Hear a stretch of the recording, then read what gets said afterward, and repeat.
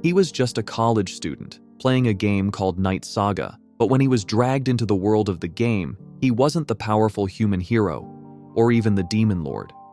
He woke up as Shutra, the 9th demon prince, a character who didn't even exist in the original story. He was a bug in the system, a target for annihilation. But the game gave him 2 cheat codes no one saw coming: the protagonist setting adjustment, the power to rewrite the rules, and the power of conquest. His mission is simple: survive against the Demon King eldest son, Zephyr, and use his meta abilities to turn every princess, every rival, and every plot twist into his own weapon. But it all started when Ju Ingong was jogging one day and heading to the store. He immediately shares the weight of his name. His parents, hoping he would become the world's protagonist, chose a name that literally means just that in Korean. This fact meant endless teasing growing up, but Ju never cared. He secretly loved the idea, genuinely wanting to be the hero of his own story. Ju enters a game store. People acknowledge his arrival, but he just tells the shopkeeper the teasing has to stop before asking if the new game is there. The shopkeeper confirms he saved a copy of Night Saga Re, the remake of the classic game, just for him. The game centers on the eternal war between humans and demons. Players can choose one of 2 distinct paths: follow Lach, the human hero, or take the side of Zephyr, the Demon King's second son. Each path offers separate goals and unique storylines. Ju recalls having beaten the original Night Saga over 10 times since childhood. He knows every character, item, location, and event intimately. However, the remake is different. It's the first game released after the explosion of virtual reality, VR systems. Back in his apartment, Ju loads the cartridge and plugs the chip into his full dive helmet. Buzzing with anticipation, he reminds himself to take it easy. Only 8 hours of playtime tonight. The moment he's teleported, he stares up at a bright ceiling, wondering if the loading was successful. He notes that Night Saga always starts with the player waking up in a bed, but this time, the body he's in is unfamiliar. A rough voice calls out, asking if he's still asleep and urging him to get moving. Ju is amazed by the lifelike graphics, which are indistinguishable from reality. When he mentions graphics, a massive orc looks at him confused, asking what he means. Ju is stunned to be holding a fluid conversation with an NPC, realizing the advertisements never mentioned this level of realism. The orc introduces himself as Carrick and calls Ju Prince Shudra. Ju immediately recognizes the name, Shut Ignis, the Demon King's 9th son. He realizes he didn't even get to pick his character. The game forced this role upon him. Opening the status window, he sees his age is 14 and his level is 1. His stats are pitiful, 5 in everything, lower than a standard NPC. His skills are Conquest and a suspicious skill named Protagonist Setting Adjustment. Carrick interrupts, shouting for him to hurry. Stepping outside, Ju is stunned by a long line of orcs in formation. The atmosphere feels like they are heading into battle. Carrick explains they need to suppress a rebellion by the Red Thunder Orc tribe, and this will be Ju's first real battle. Ju asks where the tutorial is. Carrick explains that he told Ju yesterday this was just a patrol and looks at him strangely, noting his off behavior. Ju opens his minimap and is relieved, deciding to keep it open permanently. He spots a hidden path and tells Carrick their current route is too slow, suggesting a shortcut. They start the detour through a forest, eventually scaling a cliff. Winded and out of breath, Ju is met by a hidden zone marked by 2 enormous stone gates. Carrick is surprised, asking how Ju knew about the place and if he's a mage. Ju denies it, admitting his stamina is trash, but pushes forward to try and open the door. A golden light envelops him. A notification pops up, level up. He gains a level just from walking, and all his stats increase by 2 points. He mutters that this is insanely broken. They move through the cave entrance, which Carrick suggests is a dwarf tunnel. Ju objects, saying dwarves belong in the demon realm, but Carrick explains they migrated long ago, citing orc tribe legends. Deeper inside, they find a mound of treasure, scattered with abandoned weapons and gear. The orcs go wild, grabbing the incredible loot. Ju remains still. The level requirements are too high for his pitiful stats. Muttering that they should hang on to the gear anyway, he discovers he can put items in his inventory by simply touching the item and thinking the word store. His minimap suddenly shows a cluster of red dots on the edge. Enemies. Ju immediately warns everyone to fall back. Without warning, the wall cracks and detonates. A towering Red Thunder orc steps out of the dust, identifying himself as Chun, the commander, and ordering his men to kill them all. The battle erupts. Ju's orcs are quickly cut down. Ju watches from the rear and decides to dive in for experience. He lunges at a red orc, but his cheap blades shatter on contact. The enraged red orc turns on him. Ju panics, trips on a rock, and face plants. A damage notification flashes. 14 health lost. The orc closes in for the killing blow. Carrick arrives just in time to intercept the attack. Ju is paralyzed, trembling. The fear feels too real. Declaring he's had enough, he tries to pull up the menu to escape. A terrifying realization hits him. His species is listed as Gond RVA, and he has no active skills and no logout option. He is trapped. As he frantically searches, Chun locks eyes with him, chants, and a volley of magical attacks pierces Ju's body. Pain knocks him against the cliff wall. His vision blurs, and consciousness fades. Ju finds himself in a void, convinced he's in the afterlife, but a golden light blooms and a woman's voice echoes, declaring he is bound by fate to this world. She commands him to conquer and rule through absolute subjugation. As she extends her hands, Ju notices her heterochromatic eyes before the light engulfs him. Back on the battlefield, Chun, mocking the small group, moves to reinforce his warriors and end the fight quickly. Ju rises to his feet, bewildered, wondering if he just experienced some kind of awakening. Kachun demands to know how he's still alive. A notification flashes. Telekinesis level 1 acquired. Another surprise hits. His secondary job is now Knight of Conquest. Kachun screams for his forces to focus all attacks on Ju, but Carrick instantly recognizes the shift and roars for his men to protect the prince at all costs. Ju is frozen, staring at his status window. He notes this class never existed in the original game. He plunges his blade into the ground, a feeling of second nature guiding him. He proclaims, "The power of conquest is the power of kings." Raising his voice, Ju invokes the phrase, "Under the king's banner." A golden light swirls around him, enveloping his orc warriors. The buff takes hold, and the orcs, shouting that they are filled with strength, charge at the Red Thunder tribe like a tidal wave. They punch through enemies' chests with bare hands. They are unstoppable. Kachun panics, realizing Ju is the source of the surging golden energy. Enraged, he launches a barrage of 4 attacks, but Carrick effortlessly leaps in and deflects them all. Gaining confidence from Carrick's actions and his own buff, Ju orders Carrick to push forward. The tide has turned. Kachun pleads for them to stop, but Carrick barrels into him, sending his head flying. The remaining Red Thunder orcs flee in terror. A system message appears for Ju. A general's achievements belong to his king. 3 level-ups hit in rapid succession. A stunned Carrick looks at Ju, unsure if the prince is the source of the miracle they just witnessed. Back at camp, Ju frantically scrolls through his menu. There is no exit button. He cycles through 2 possibilities. He's trapped in a VR bug that might be patched. This isn't a game. He's crossed into a real world that only resembles the game. The vivid environment, the textures, the temperature, the echoes, feels too real to be a simulation. The fact that his body is rendered without censorship reinforces the second, crazy possibility. He briefly wonders if dying is the only way out, but immediately dismisses the risk. For now, he accepts his good fortune. He is a prince, a golden spoon, not an orc. Carrick enters, asking to speak. Mentally accepting his new name, Shutra, Ju asks what Carrick wants. Carrick explains he requires a duel to understand the combat capabilities of the leader he serves. When Shutra raises a brow, Carrick offers a training sword, assuring him he'll go easy. Shutra scoffs at the formality and lunges first. His blade crashes down, followed by frantic stabs that barely faze the orc. Carrick easily knocks Shutra flying, comparing the assault to being tapped by an egg. As Shutra rises, he notices a new skill. Basic swordsmanship level 1 has been unlocked. He realizes, like telekinesis, he gains new skills by experiencing the action firsthand, even when it's directed at him. He rejects Carrick's suggestion to end the spar and charges again with a sharper, more focused thrust. Carrick blocks it but notes Shutra's rapid improvement. Shutra opens his status window. He is now level 7, while Carrick is level 21. Ju realizes he has a tremendous advantage.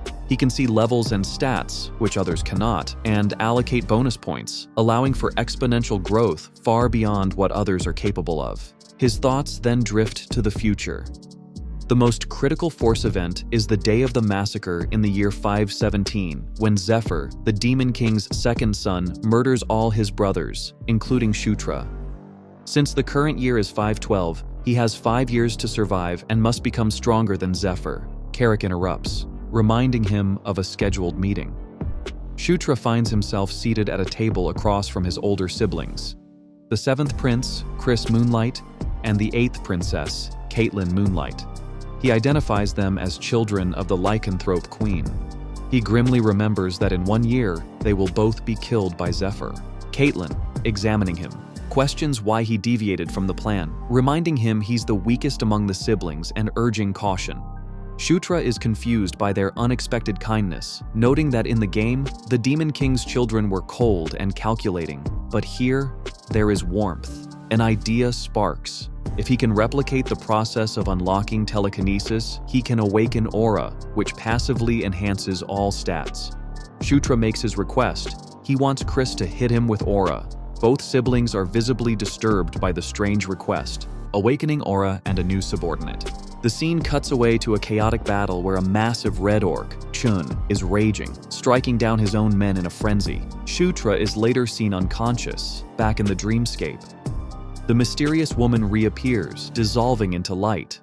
When he wakes, Carrick is there, murmuring in amusement about Shutra's odd request to be beaten up.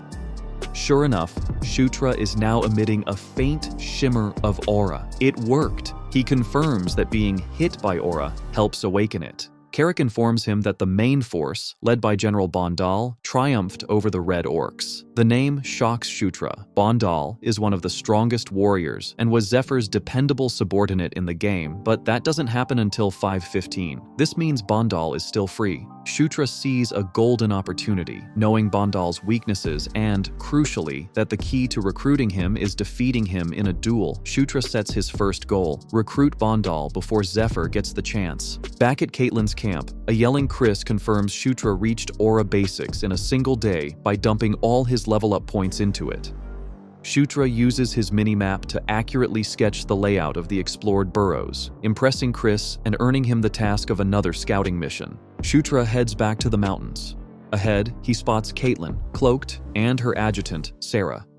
Caitlin explains she will secretly shadow him and intervene only if it gets dangerous, ensuring Shutra gets all the credit. Inside the dwarven cave, they encounter a swarm of rock spiders, dog-sized venomous creatures that move in packs. Shutra grins, ready. He hurls a prepared flash magic item. The cavern erupts in blinding golden light, stunning and paralyzing the shadow creatures. Shutra orders the warriors to finish them off, which they do easily. Scanning the mini-map, Shutra identifies a larger, nastier boss spider tucked deeper in the shadows. He and Carrick push through the chaos, but when Carrick strikes the boss with his axe, the blade bounces off harmlessly. Its shell is nearly impenetrable. The weakness is fire, but Shutra hasn't unlocked any fire magic. As the boss charges, Caitlin's voice cuts in from behind, instructing him to raise his sword. She enchants his blade with fire magic, channeling her energy into him as magical support. Shutra charges, scaling the spider's leg. Fusing the enchanted sword with his basic swordsmanship, he calls out the technique Burning Blade. The flame-imbued blade slices into the thick armor, leaving glowing lines, and the spider is consumed completely by fire. The familiar golden light hits him, signaling multiple level-ups, boosting him to level 9. He excitedly claims the light is a blessing, tied to being a Ganda to avoid revealing his secret. He initially covers the precision of his moves by saying he read a book, but the truth is, his muscle memory knows every strike from years of playing the game. Carrick snaps him out of his thoughts, announcing a find, a hidden door. They push into a dark chamber, and Shutra instantly freezes. He recognizes the structure, a dwarf-style town portal. Carrick is clueless, but Shutra has a hunch. The markings are dwarven, As the human hero in the game, he learned these portals activate when infused with magic. He tells Caitlin it's a teleportation device. She questions it, but Sarah backs him up, noting the architecture matches his theory. When Caitlin asks about the destination, Sarah suggests looking for nearby inscriptions. Carrick spots faint carvings on a wall. Gathering around, they find the script is unfamiliar to everyone, including Caitlin and Sarah. To their shock, Shutra suddenly reads it aloud. Ziza Mountains Portal Number 2, connected to Portal Number 3. He pauses, equally stunned, wondering how he knew the language. A system prompt confirms it. He's acquired the Dwarven script skill through experience. He's floored by how easily he learned it, realizing that even languages are tied to experience in this world. Carrick's eyes are wide. Shutra confirms he can now read it. Caitlin presses him on when he learned this, while Sarah asks about the lower inscription. Shutra explains that the portal activates with magic and suggests Caitlin try it. He declines doing it himself, avoiding the real reason, his lack of magic, by claiming he's still clumsy with spell work. Caitlin steps up and channels her energy. The central orb pulses, growing into a soft blue light that projects an aerial map of the mountain range. They see their current location and Portal 3 in the distance. They theorize this is the dwarves' hiding spot, and Shutra notes that the main Red Orc force is stationed just beyond these mountains. This is their chance to strike first. Caitlin calls for a halt to plan their next move. Back at camp, Chris excitedly greets them, praising Shutra as a lucky charm. Shutra tries to call it coincidence, but the sting of his brother's overwhelming praise, both literal and emotional, gets to him. Chris then offers him a reward, insisting a refusal would disappoint him. Shutra tentatively asks if a slightly unreasonable request would be acceptable. Chris laughs and tells him to ask. Taking a deep breath, Shutra says he wants to learn the Beast God Fist. He reasons that his low level puts weapons off limits, but skills are different. It's an S-rank legendary martial art of the lycanthrope royal line. He expects refusal and bows his head. After a significant pause, Chris agrees, but only to teach him the basic techniques, not the secret ones. He calls it an acceptable gift. Shutra is speechless. Chris mistakes his silence for disappointment. Shutra quickly assures him he's ecstatic, overjoyed even. Chris smiles, placing a hand on his shoulder, and says that from now on, he wants to consider Shutra a true younger brother, bound not just by name, but by bond. Shutra finds the sincerity of the gesture surprising and valuable, agreeing without hesitation. They shake hands firmly, sealing a new beginning. Caitlin looks genuinely pleased. Shutra confirms they will now work well together, solidifying an alliance based on mutual interest and trust, which he knows has the potential to become something much stronger. The scene shifts to jagged peaks near Portal 3, where a red orc outpost is nestled. Inside a tent, orcs converse. The gagged and shackled 6th princess, Felicia Doomblade, sits with cold fury. Meanwhile, Shutra checks his stats. He notes his charisma is now his lowest, increasing by only 1 point per level instead of the usual 2. He rationalizes that in the original game, charisma and appearance were separate, and his progression is still solid. More urgently, he's nearing level 10, the tier where unique skills get a powerful boost. He anticipates a major upgrade to one of his own unique abilities. Carrick enters, cheerful for once, announcing the preparations are complete and asking if Shutra is ready. Shutra replies that he is, downplaying his good mood. He signals and the expedition charges out. The teleportation and skirmish. They return to the cave portal, where Chris is overseeing the lycanthrope mages. The mages confirm the portal connects to the river near the Ziska Mountains, is stable and ready. Chris orders the activation. The stone gate hums to life, stabilizing into a path through the mountains. Shutra watches, awestruck by the physical reality of the functioning portal. Caitlin nudges him, and he steps through. The teleportation is seamless. On the other side, they are immediately confronted by the Red Orc encampment. Chris estimates about 5,000 troops. He plans for their forces to attack the supply lines from the rear, while General Bondell draws the main force's focus from the front. Sarah cuts in. The camp feels half empty. Chris agrees the troop count is off, speculating they've already launched an attack. Shutra hears a faint but unmistakable sound. Distant clashing steel. Chris tells him to focus his aura into his eyes. Shutra enhances his vision and sees a battle ahead. The orcs are fighting a group that isn't Bond's. Caitlin notices, and Chris confirms Bond wasn't scheduled for any engagement. Shutra narrows his eyes and finally recognizes the agile warriors on swift drakes. Dark Elves. Chris notes the Dark Elves are retreating. Their leader must have fallen. Shutra is bewildered by their presence. Back at their encampment, General Bondel is impressed the portal's destination was found, and Chris credits Shutra. Shutra humbly calls it luck. Bondel promises him a reward at the Demon King's castle. Chris changes the subject to the earlier skirmish. Bondel explains the Dark Elves had unexpectedly joined the battle on their own initiative. Their reasoning is unclear, but Bondel reveals a major problem. The Dark Elf commander was captured by the Red Orcs. Chris realizes this explains the retreat. Shutra asks the key question: who is the missing commander? Bondel drops the bombshell. It's the sixth princess, Felicia Doomblade. Their sister, Chris and Caitlin, exchange startled looks. Shutra recalls that Felicia, the daughter of the third queen and twin sister of the fifth prince Sylvan, was always an antagonist loyal to the rival fourth princess Anastasia. He wonders if she inserted herself to claim credit or cause disruption. Chris speculates the orcs don't know who she is. Bondel says he hasn't confirmed that. Bondel's plan is to rescue her only if the opportunity arises, and not at the cost of their main force. Negotiations are possible, but he won't make the first move.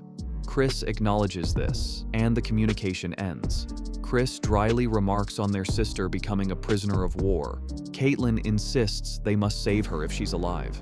Chris agrees in theory but warns of significant losses.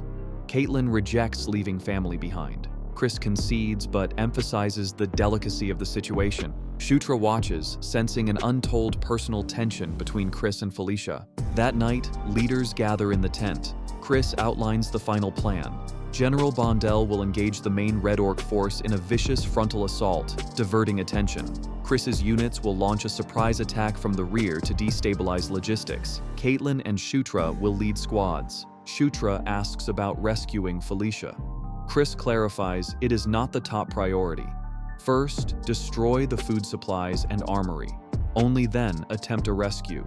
If the situation degrades, the order is immediate retreat. No life is worth sacrificing for one person. Caitlin clenches her fists, furious. Chris silences her, asserting his authority as the commanding officer.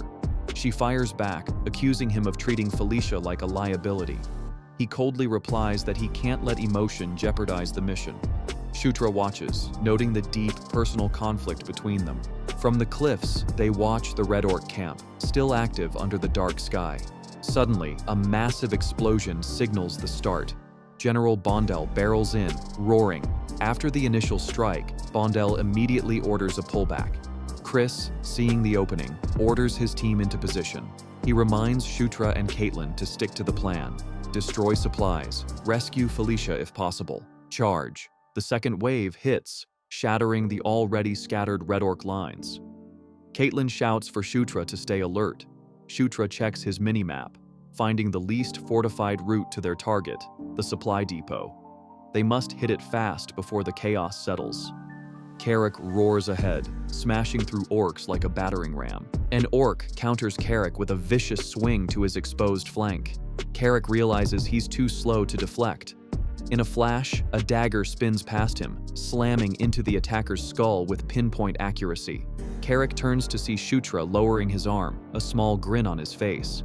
He says it worked better than expected. Carrick blinks, asking when he learned that. Shutra shrugs. He got the throwing skill last night after trying it once. Carrick points out the food storage ahead. Shutra agrees to follow the plan, but rethinks. If Felicia is nearby and they burn everything, she could be caught in the blaze. He needs to find her first. Scanning his mini-map for the neutral blue-purple NPC marker, he locates her. He signals Carrick and they charge toward a nearby tent. Inside, Shutra announces this must be the place. Felicia, shackled on the ground, stares at him in disbelief, demanding to know what he's doing. Shutra hurries over, explaining the place is about to be set on fire and they must leave now. His strategic thought is clear. Saving her secures a valuable royal debt. Felicia, still confused by his presence, asks why he is there. As the chains drop, they run. Shutra says they need to regroup. Felicia, catching her breath, asks if they truly came to rescue her, unaware of the internal politics. Before she can elaborate, Carrick shouts that enemy reinforcements are swarming. Shutra tells Felicia to stay close. She nods but hesitates, asking why he's using her name so casually. As they sprint, she notices an incoming spear from behind and shouts a warning. Shutra turns just in time to take the full hit straight through the back. Blood erupts, and his entire body ignites in sudden magical flames. He collapses into a burning heap as Carrick and Felicia scream his name. Panic-stricken, Felicia watches an orc charge toward her. Before it reaches her, a fireball crashes into the orc's face, blasting it away. Felicia spins, shocked to see Shutra standing upright again, slowly emerging through the smoke. His body glows faintly. He now has mana control level 1 and the fire arrow skill. A confident smirk spreads across his face as he rapidly hurls fiery projectiles, torching everything in sight. He laughs to himself, realizing this is the raw, explosive magic he was hoping to find. Even at level 1, his fire arrow hits like a meteor. He whirls around to see a red orc mage preparing a frost blast, an ice arrow aimed directly at Felicia, who is rushing toward him. He shoves her aside, shouting to stay back. This fight is his. He can't let her get hurt when he initiated this. The arrows strike him. Ice detonates violently, sending shards everywhere. When the mist clears, Shutra is barely standing, an arrow embedded in his chest. His HP drops critically to 1395. One more hit, and he's finished. Felicia runs to him, cursing him as an idiot and demanding to know why he played the hero. He watches her, amused, wondering if the outrage is genuine or a display. She snaps, calling him the weakest of their siblings and questioning why he thought he had to protect her. He smiles weakly, realizing her misunderstanding works in his favor. He looks back at the enemy mage, ready for a counterattack, but the orc is already slumped, unconscious. Felicia is stronger than he thought, and now she believes he sacrificed himself for her. A soft green light glows around his chest. Felicia is healing him. Her hands shimmer as magic seals the wound. Shutra is stunned. He's acquired the heal skill, another unexpected addition to his arsenal. He muses that if he keeps surviving attacks like this, he'll learn everything. He mutters that her healing magic is insane, but expected from the family's genius mage. Felicia asks if he can move. Shutra says he's fine, thanking her. Before she can question his familiarity, a thunderous stomping echoes through the cave. A chilling sight greets them. A massive, red-skinned brute, a blood ogre, a mutated and highly dangerous variant. Felicia grimly asks if this is their escape route. Shutra confirms it.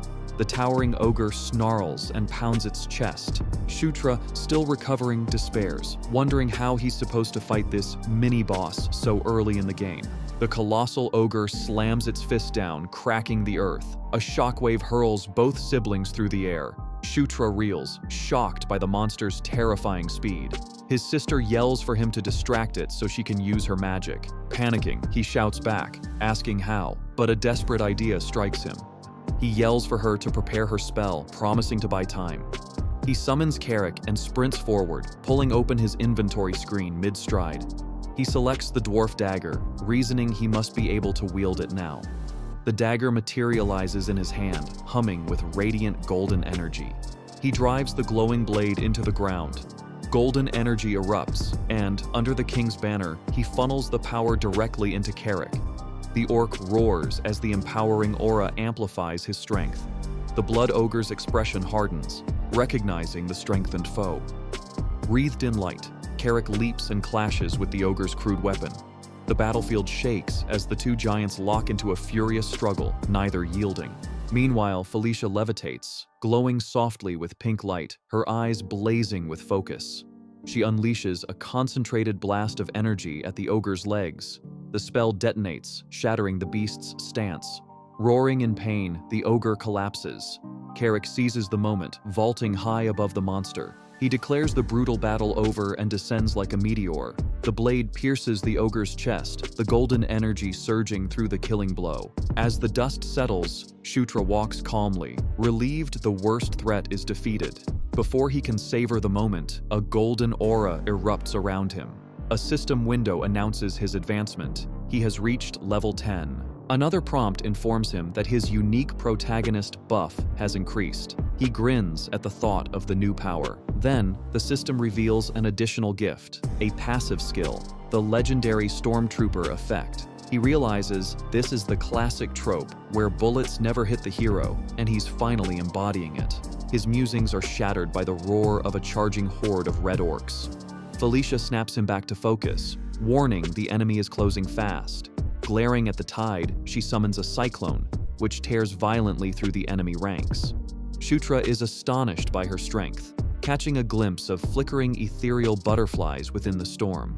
He realizes she is a spirit user, a trait betrayed by her dark elf heritage, and commands the tempest as if it were alive. He briefly wonders if he can summon spirits too. A bright yellow flare streaks skyward, exploding above the battlefield. The orc soldiers halt. Shutra explains that yellow is the retreat order. Someone is in grave peril. Carrick asks for orders, and Shutra commands him to rally the troops and withdraw. He then stuns Carrick by declaring that he himself will seek out Caitlin. Carrick protests, insisting on accompanying him, but Shutra's order is final. Felicia steps forward, saying she will join him. She despises owing debts and intends to repay him for saving her life, adding she has unfinished business with the enemy. The orc warrior reluctantly agrees, urging caution. As they advance, Felicia questions the need to check on Caitlin, finding the retreat order suspicious. Shutra claims it's only natural sibling worry, though his mind focuses only on Caitlin as a reliable ally. Felicia considers his answer quietly, skepticism faint in her expression. They push through the chaotic, flame-lit encampment. Elsewhere, Caitlin is fighting a charging horde of red orcs alone. Her composure is unshaken. She unleashes energy blasts, halting the first wave, but countless others surge forward. She effortlessly dodges a thrown weapon, then conjures a luminous energy blade, sending a crescent wave of force through several foes. Shutra and Felicia arrive to find her standing amidst the fallen. Relief washes over Shutra. Caitlin turns, demanding to know why he ignored the retreat signal. She seems genuinely puzzled by his flustered explanation that he came to assist her. Caitlin then rushes forward, throwing her arms around Felicia in a tight, relieved embrace. She admits how glad she is her sister survived. Felicia, cheeks slightly pink, replies that Caitlin worries too much. Shutra smiles, noting their genuine connection, but quickly checks his map, noticing enemy units converging. A system window confirms the danger. He urges immediate retreat. Caitlin instructs him to lead while she and Felicia guard the rear. They reach a hidden portal guarded by allied orc soldiers. The blue circle activates, and the light engulfs them, teleporting them away. As the magic fades, Felicia asks if Shutra found the portal. Caitlin confirms his crucial role. Carrick voices his genuine surprise at how much the prince has changed. Their older brother, Chris, waits for them, his face stern. Caitlin eagerly reports that she returned with Felicia safely. Felicia greets Chris, noting the time since they last saw each other. Chris silently fixes his eyes on her before finally welcoming her back. Later, Chris informs them that General Vandal's troops also secured victory after the enemy abandoned the fight when their main base was set ablaze. Shutra is confused by the name Vandal, prompting Caitlin to clarify he's the enemy's chieftain. Felicia asks if her cousin surrendered, but Chris corrects her. Vandal merely fled and remains a threat. Chris declares their next move: strike another enemy force tomorrow before it regroups. He turns to Felicia, questioning how she was captured. She claims she was studying nearby ruins, heard the battle, and was seized while trying to lend aid. Chris regards her with open doubt, his skeptical eyes betraying disbelief. Felicia challenges him, asking if he thinks she's lying. The palpable tension hints at an unspoken, tangled past. Chris dismisses the matter, ordering everyone to rest. The young prince sits apart, examining his new skills on the system screen. He admits that despite the magic, his aura remains his most dependable weapon. Felicia appears at his doorway, asking to speak. She stands seriously before him, repeating his name, taking slow, deliberate steps closer. Without warning, she seizes his tunic and pulls him forward. Startled into silence, his face flushes red as he stammered disbelief at her next words. She tells him to take off his clothes. Flustered, he demands to know why. Felicia calmly clarifies, asking if he truly doesn't want her to treat the wounds he suffered. Relief replaces his panic. The healing earlier was only basic treatment, and she is concerned about hidden injuries. He feels a slight disappointment at the explanation. She asks about his strange glowing body, but he brushes it off as natural. Taking advantage of the moment, he changes the subject, asking for a favor only she can provide. With a mischievous spark in his eyes, he successfully acquires 3 new abilities through her cooperation: Cure, Cure Poison, and Cure Disease. By having her cast spells directly on him, he learns them as his own. Later, his training begins under Caitlyn's instruction. She explains that Beast Fist branches into many paths and announces he will start with the werewolf style, the bedrock of the more advanced Beast God Fist. Today's focus is internal aura control. He closes his eyes, drawing his focus inward. Blue and violet energy shimmers faintly around him, coursing like lightning.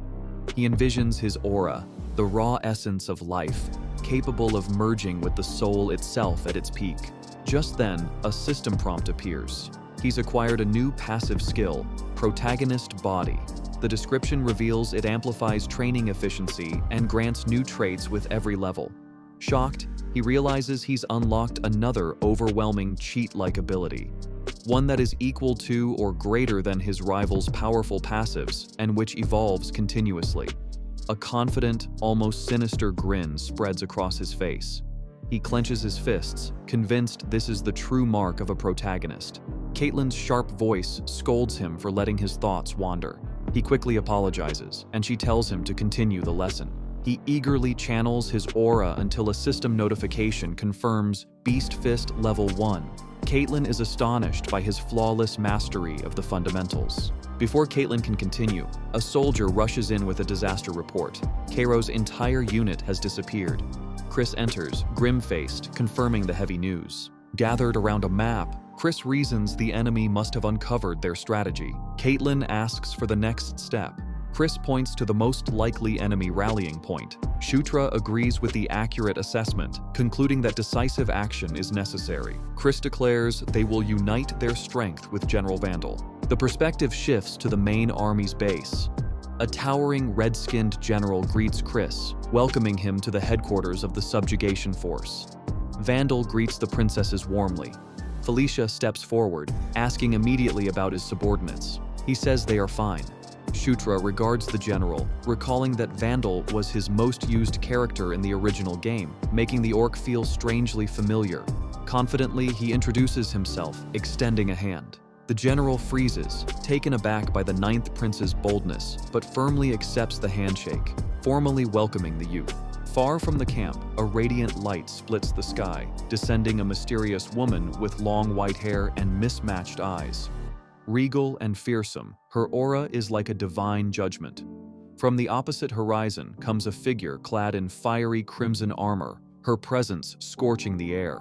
The two forces of nature face one another in silence, their auras colliding in an invisible clash. Between them, Shutra struggles beneath the overwhelming pressure. The word conquest burns into existence with a glowing emblem, followed by a second emblem. The two symbols, war and conquest, pulse, signaling a massive conflict. Shutra awakens with a jolt. It was a dream, but the woman with mismatched eyes and the warrior in crimson armor feel intensely real. Carrick calls him to depart. The camp is a frenzy of mobilization. Shutra reviews the plan. He leads the left flank, Vandal the center, Chris and Caitlyn the right, and the Dark Elves secure the rear. On the massive battlefield, the allied and enemy armies mirror each other. General Vandal thunders a command, lifting his axe and ordering the charge. The enemy chieftain sneers, calling them fools. Instantly, a massive explosion rips through Vandal's ranks. From the haze, a monstrous swamp mammoth emerges, its eyes glowing red. Vandal's face twists in dread. More magical explosions rain down, dissolving the allied lines into chaos. Shutra and Carrick realize with grim certainty, they walked into a perfectly laid trap. The mammoth is terrifyingly strong. Before Shutra can react, the earth splits again, and an army of crudely armored lizardmen surge into the fray, tearing through the disordered lines and charging directly towards Shutra's position. Caitlin curses, convinced they're being toyed with, and urges an immediate retreat. Chris argues that an unsuccessful retreat could lead to total annihilation, but Caitlin fires back that casualties are already mounting. They must decide now. Chris is silent, paralyzed. Finally, Chris's voice booms across the field. He orders the mages to form a defensive line at the rear to buy time. The rest must quickly form ranks and retreat. On the chaotic left flank, a massive lizard man roars and charges Shutra. He freezes until Carrick's bellow snaps him back to reality. This is not a game, this is war. On the right, Chris fights ferociously, shouting that survival is their only duty. Hours later, the remnants of the Allied force regroup in a narrow canyon, now a temporary camp. Healers work without pause. Inside the command tent, Chris admits his arrogance. General Vandal says regrets are meaningless. Their choice is to retreat or request reinforcements. Chris agrees, unwilling to gamble more lives. Felicia interjects with quiet determination. She has another plan. Her purpose here was exploration. She unrolls a detailed map of the Jashuka Mountains, pointing to an ancient ruin, the resting place of the earth dragon Enkidu, a creature born of molten lava. She explains the legend. Enkidu enslaved the mountain dwarves to forge weapons. The most prized creation was the Thunderbirth Anvil, an artifact capable of commanding chimeras and unleashing magic strong enough to annihilate armies. Felicia slams her hand on the map. To win this war, they must find the anvil. She says this is why she came. Vandal asks if she knows the exact location. Chris crosses his arms as she admits she does not. He dismisses the information as useless, refusing to gamble lives on a treasure hunt with the enemy ready to strike. Felicia bristles, calling his name. Shutra steps forward, insisting the anvil is definitely here. He explains that as the human hero, Locke, he encountered it and later confirmed the story through dwarven lore. Looking at Felicia, he declares that he trusts her, adding that this is their chance to gain points. Chris cuts him off, still focused on wasted time. Shutra, grimacing at his brother's relentlessness, places a finger on the map. He explains that a local legend among the Gond Arva suggests the entrance is nearby. He promises he can find it if allowed to scout, taking full responsibility for failure. Green light flares and spectral horses materialize, a cheap field summon. Settling into the saddle, he notes at least they've set out. Carrick cries out, warning him to hold on, but Shutra thinks grimly he won't fall. He rode constantly a zephyr. He calculates they'll reach the ruins in an hour, and his minimap will make finding the entrance easy. He decides to figure out how to guide the group without giving away his meta-knowledge later. During the flight, he recalls studying the tunnel maps and combining those patterns with the terrain to pinpoint the ruins. He glances at his companions. Caitlin and Carrick shout that his technical explanation makes no sense. He decides to gloss it over, but Felicia tells him firmly to lead, signaling she understood. Surprised his bluff convinced her, he orders them to follow. They reach jagged rock. Carrick notes the blockage, asking if Shutra truly knows the entrance. Shutra chuckles, saying he never claimed they were heading to the entrance. He walks along the cliff, touches a scarred patch, and tells Caitlin to break through here. Caitlin is startled. Felicia narrows her eyes, asking in disbelief if he thinks the anvil is inside the cliff. Shutra explains that his calculations show they can bypass the dungeon guardians by breaking through here.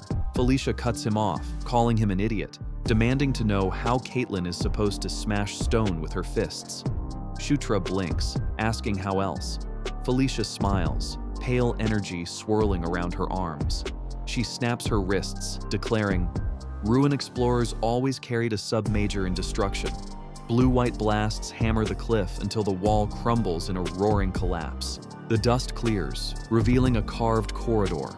They approach a massive half-dome of metal latticework with arcs of power. The prince identifies it as the final safeguard, with the anvil inside. Carrick suggests smashing it, but Shutra warns against destroying the relic. The elf examines the cage, pointing to the 9 surrounding statues. 3 have weapons, 6 do not. Caitlin suggests arming the others, but the elf notes they need dwarven-made arms. Shutra raises his hands. He happens to have 6 dwarven weapons, stored because his level was too low to use them. Carrick eyes his small satchel, questioning how he carried 6 swords. Shutra curses the orc's instincts, but forces a laugh, handing them over. They slide the blades into the stone palms.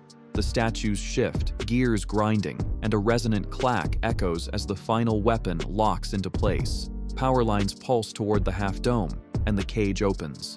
The prince steps forward, naming the squat block of storm-charged metal, the anvil that gives birth to thunder. Felicia explains the final procedure. They must inject magic power into the platform clockwise. She orders Shutra and Carrick to remain while the others take their positions. They form a circle, and Felicia stretches out her hands, gathering crackling blue energy, which links them all as they pour their magic into the device. She urges her brother to channel more energy. Shutra strains, focusing all his strength. Suddenly, a massive bolt of lightning erupts from the anvil, shattering the mountainside. The prince finds himself dazed, no longer in the chamber. He stands in a vast, fiery hall, surrounded by countless fallen dwarven warriors. A commanding voice rolls across the chamber. He looks up and sees the colossal form of a black dragon, its obsidian scales and molten red eyes radiating a crushing presence. The dragon unleashes fire, booming a command into his mind. Guard the great nest of Enkidu. Seal the path between the demon and human realms. You are to become the gatekeeper. The vision vanishes. Shutra crashes back into his body, pushing himself up on the cold floor, convinced he saw the legendary Enkidu. Felicia calls his name, asking if he saw the same vision, the great black dragon with molten fire. Carrick confirms he saw it too. They all shared the vision.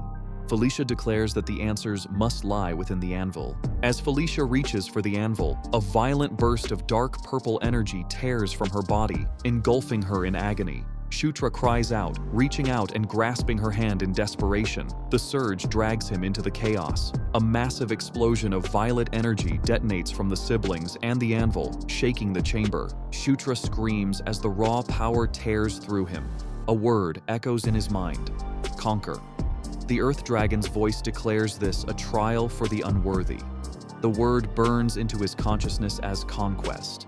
His vision is consumed by light.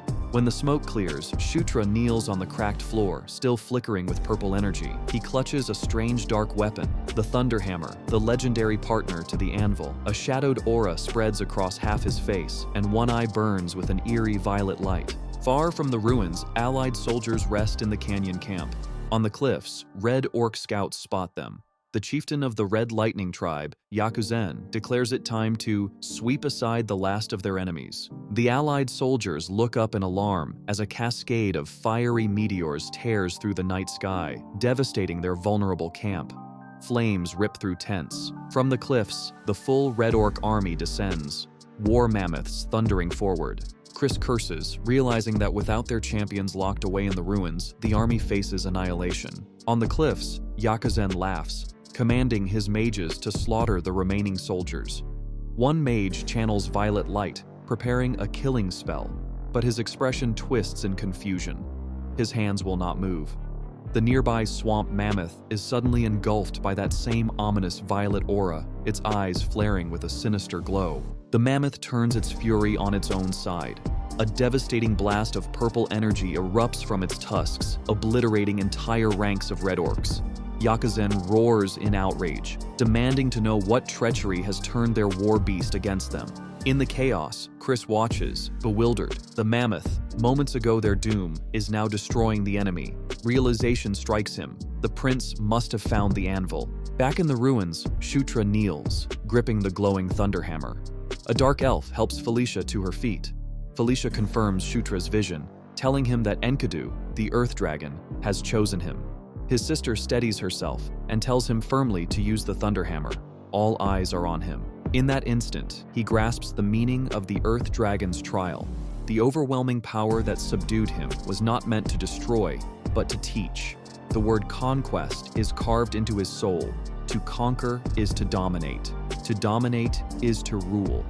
This is the essence of the anvil's power. A confident smirk spreads across his face. His first act of domination will be the swamp mammoth. With resolve, he raises the thunderhammer, purple lightning coursing across his arm, and strikes the anvil. A massive wave of energy bursts from the ruins. On the battlefield, the mammoth bellows, consumed by the same violet aura and bound to the prince's will. It turns fully, annihilating the red orcs in a storm of destruction. Orc soldiers scream in terror. The red orc chieftain watches in disbelief as his mighty army is torn apart. A subordinate stammers a suggestion to retreat, but the chieftain snarls, refusing to back down. General Vandal, seeing the mammoth's sudden betrayal, instantly understands that Shutra and his companions have succeeded. He seizes the moment, ordering the allied forces to charge and crush the disorganized red orcs. The clash is immediate, fueled by vengeance, and the tide has irrevocably turned. The chieftain, frozen in disbelief, watches his forces crumble. His fury is cut short as Chris appears behind him, striking with sudden force. Chris glares, declaring, "This is as far as his conquest will go." He offers surrender for a swift death. The proud chieftain responds with a roar of pure fury, leaping high to tear Chris apart. Chris braces and unleashes his devastating Beast Lord fist. The resulting crack overwhelms the chieftain, sending him crashing back, broken. The remaining red orcs stare in horror as their invincible leader falls. Their morale collapses instantly. Chris lowers his fist, breathing heavily but satisfied. He knows the cleanup will be swift. He admits to himself that they would have been in grave danger without his younger siblings' aid, then wonders with concern if they are safe. Back in the ruins, the magical projection above the anvil shows the mammoth rampaging. The dark elf stares, awestruck by the anvil's destructive power, but suddenly collapses, weakened by the backlash of the artifact. Her companions rush to her side. They then notice Shutra is gone. Moments later, they find him outside. He exhales slowly as a series of shimmering notifications appear. He has leveled up multiple times. He wonders if this staggering surge in power is due to the anvil. His conquest skill, Under the King's Banner, and a brand new skill, King's Knights, have all advanced. His eyes widen as he realizes his primary abilities are stronger. Caitlin approaches, her face lined with concern. He greets her cheerfully, but before he can apologize, she delivers a sharp chop to his head, scolding him for worrying everyone. He apologizes sincerely. Her tone shifts. They have a new problem. Felicia has collapsed into a deep sleep and has not awakened. Caitlin explains that Felicia was drained by the Red Lightning tribe and has reached her limit. Without her, they cannot summon the phantom steeds to fly back. That night, the group camps within the silent ruins. Shutra examines his status. His health is fully restored and he feels no exhaustion. He realizes this is no ordinary chamber. It's an ancient ruin, likely concealing hidden secrets, treasures, and answers. Ancient ruins are usually guarded by traps and monsters. However, clutching the thunderhammer, he understands that here, he is no longer an intruder. The anvil's power means he is the ruler. The dungeon's power bends to his will. The entire ruin is his playground, with a free pass to explore every corner without fear. With a mischievous grin, he nudges the snoring Carrick awake, telling his groggy companion to follow him. Carrick is nervous, but Shutra reassures him, pointing out that ruins always conceal valuable treasures. Carrick's nervousness turns to terror when Shutra opens the door to the next chamber. On the floor lies a massive, slumbering arch golem, a griffin-shaped stone guardian capable of reducing trespassers to dust. Shutra notes that under normal circumstances, the beast would have slaughtered them both. Carrick admits he'd rather never face it. Carrick's fear dissolves into excitement as his eyes lock onto a massive treasure vault bursting with wealth. Gold coins, jeweled weapons, and armor. Carrick marvels at a piece of golden, enchanted armor. Shutra confirms its power and, teasingly, asks if Carrick wants it, since it's too large for him. Delighted, Carrick accepts the gift with gratitude. Shutra gathers ancient gold coins, storing the most valuable items in his inventory. Shutra's attention is seized by a massive, ornate chest in the far corner. It's empty, save for a small button embedded in the base. He presses it. The far wall groans, retracting to reveal a pitch-black corridor. Something special is hidden here. The passage leads to a vast chamber where an artifact floats above a pedestal, radiating a dark, crushing aura. Recognition crashes into him. Enkidu's gauntlet, Earthshaker. A legendary mythic weapon. Its armored form pulses with power, and the aura of conquest within him stirs violently, resonating with the gauntlet. His hand rises instinctively, but a string of notifications warns him that his stats are insufficient to wield it. He is stunned. Yet the gauntlet keeps glowing, and a new message appears. Earthshaker has acknowledged him as its master. A brilliant golden flash engulfs him. The gauntlet dissolves into radiant energy, fusing with his arm. It reshapes and materializes around his hand in a seamless, gleaming fit. Notifications confirm an immense surge in his stats. He realizes his bond with the artifact will only grow stronger with each level. He has secured a piece of power that could shape his destiny. A voice startles him. He spins, instinctively hiding the glowing gauntlet behind his back. Carrick stands at the entrance, uneasy, admitting he saw the gauntlet vanish into Shutra's hand. Shutra feels his chest tighten, fearing his greatest secret, his inventory, has been exposed. But Carrick shakes his head, calming him. He understands such knowledge could cause trouble if revealed, and vows with a loyal grin that he would never betray the secret, even at knife point. Shutra is deeply moved, acknowledging Carrick as a true brother in arms. Carrick asks if they should head back. Shutra agrees, smiling mischievously at their treasures. Just as they near the exit, Shutra spots a small vial, glowing with ethereal light, a recovery potion. With gentle care, the magical potion is given to the pale, shallowly breathing Felicia. Radiant energy surges through her. Color returns to her cheeks, and her eyelids flutter open. Shutra asks if she feels better. She nods weakly, confused about what happened. Caitlin explains that their brother brought her a recovery potion, praising his quick thinking. Felicia is surprised, wondering where he found such a rare item. Shutra chuckles, playfully reminding her they are in a ruin filled with unimaginable treasures. She admits he is right. He straightens with a confident smirk, declaring he is the ruler of these ruins now. He promises she only needs to rest until her magic is fully restored. To his surprise, she thanks him with a soft, genuine smile that leaves him momentarily speechless. The next morning, the group sets out. General Vandal greets them with booming laughter and congratulations. Chris emerges, clearing his throat with awkward formality. Struggling with his pride, Chris finally admits that Felicia's performance had been splendid. Felicia smirks, brushing off the rare praise. Shutra smiles, genuinely warmed by the exchange. Chris tells them to rest while he handles the cleanup of the remaining Red Lightning Tribe remnants. Shutra smirks, imagining a 2-week vacation. Caitlin seizes his arm, telling him it is certainly not a vacation. Her younger brother has important tasks to carry out, tasks that will be done by her side. Training begins immediately. The brutal regime is Beast Fist training under Caitlin. For the first 5 days, he only takes beatings. After a week, he can finally see her blinding speed. By the 11th day, they are sparring evenly. She slips inside his guard, grinning, saying he's finally keeping up. He reflects that thanks to this merciless routine, both Beast Fist and Aura have risen to level 5. That night, Caitlin relaxes her frame, saying that at this pace, he will soon be ready for initiation into Beast God Fist. His face brightens. She offers her hand, telling him to miss no details as she teaches him a new way to command his aura. Their hands clasp. Cold light seeps between their fingers, swelling into a roaring blue pillar that shakes the clearing. He closes his eyes against the blinding surge, feeling Caitlin's aura surging through him. He studies the current, which resembles Beast Fist, but is fundamentally different. He feels the depth within aura itself, realizing it is the essence of life that transforms into the power of the soul.